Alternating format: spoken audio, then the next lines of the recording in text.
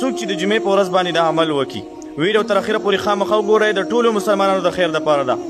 نو الله تعالی به د اتیاو کالو ګناهونه معاف کړي چې دومره ګناهونه به ستانه شوي هم نه وي او د اتیاو کالو ثواب به د الله په عملنامه کې ولیکي هغه عمل د دغې مخکې د هغې نه مخکې ستاسو نه یو عاجزانه سوال کوم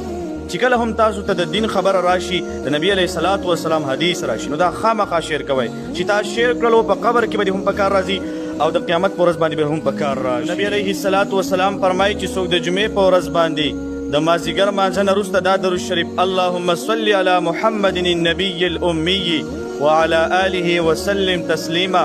اتیا کرته ووایي دا انسان به الله تعالی د اتیاو کالو ګناهونه معاف کړي